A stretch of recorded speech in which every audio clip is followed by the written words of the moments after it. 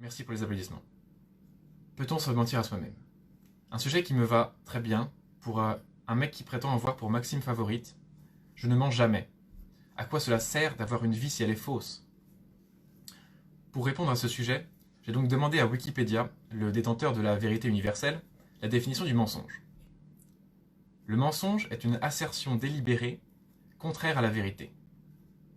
Il est donc impossible de se mentir à soi-même, car en tant qu'être humain, je ne peux faire délibérément quelque chose sans le savoir. Je ne peux donc pas me mentir à moi-même puisque par définition, je ne peux pas être le trompé et le trompeur simultanément. Pourtant, quand je pose la question à mon entourage ou à moi-même, nous avouons tous nous mentir à nous-mêmes relativement régulièrement. Est-ce que cela voudrait dire que l'impossible est possible? Est-ce que cela voudrait dire que l'on peut être en même temps trompé et le trompeur? Pourtant, le propre de l'être humain, c'est d'être un, c'est d'être entier et unique. Se peut-il que ce soit faux? Dans beaucoup de religions et de croyances, l'être humain est plusieurs.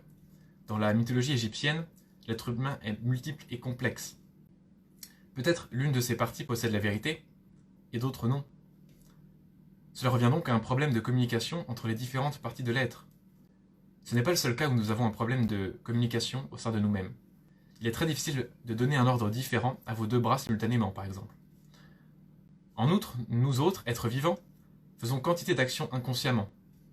Je vous épargne les détails de la théorie de Freud sur l'inconscient, mais il est tout de même intéressant de noter les similitudes avec la mythologie égyptienne, notamment la manière de décomposer l'inconscient en trois parties: le moi, le ça et le surmoi.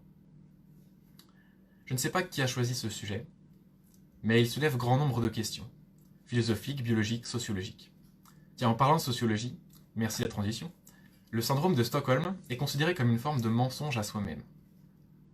D'après certaines théories, c'est un mensonge déclenché par notre instinct de survie. L'événement qui a donné son nom aux symptômes est un braquage de banque en Suède avec prise d'otages.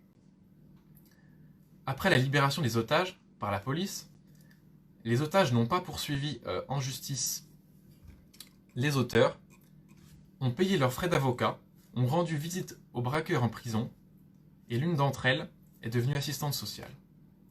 Est-ce un mensonge? Est-ce un changement d'opinion? On peut imaginer toutes sortes de théories pour expliquer la réaction des otages. Nous pouvons interpréter le climato-scepticisme comme un mensonge à soi-même, par peur de ce qui se passe, ou du fait de l'incertitude de ce qui pourrait se passer. Vous me suivez? Concentrez-vous, ça se complique. Dans le langage courant, se mentir à soi-même peut aussi vouloir dire nier ce qui est sous nos yeux, se voiler la face, faire l'autruche. Autant d'expressions que de manières de travestir la vérité. Finalement, il paraît envisageable de se mentir à soi-même. Puisque tout est relatif. La vérité absolue n'existe pas. Il n'y a pas de vérité universelle, intemporelle. Tout cela voudrait dire que considérer quelque chose comme une vérité, c'est se mentir à soi-même. Cela voudrait dire que, pour ne pas se mentir à soi-même, il faudrait ne rien considérer comme vrai. Donc vivre dans le mensonge.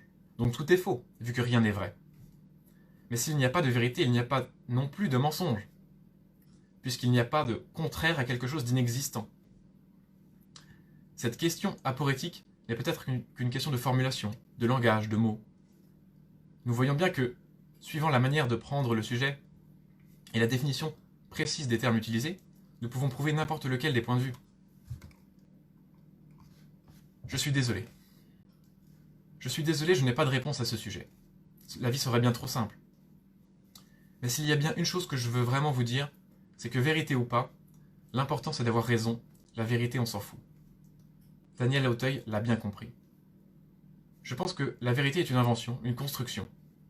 Elle nécessite du travail, un peu de hasard, un certain temps, et surtout des erreurs, énormément d'erreurs, et parfois même des mensonges. Mais avoir raison ne signifie pas que tous les autres ont tort. C'est plutôt avoir une raison différente. Il est important de ne pas l'oublier. Ce sujet a eu pour moi l'effet d'une catharsis. Je me suis posé de nombreuses questions sur le mensonge, sur la vérité et sur qui je suis. j'ai obtenu assez peu de réponses, pardon. Mais ce qui est sûr, c'est que se poser trop de questions est aussi mauvais que d'en vouloir absolument les réponses.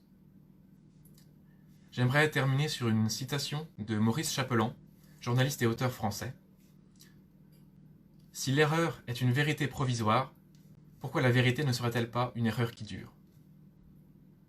À ce propos, j'ai oublié des erreurs dans ce discours. Robinet, fontaine, dromadaire. Merci de m'avoir écouté. Au revoir.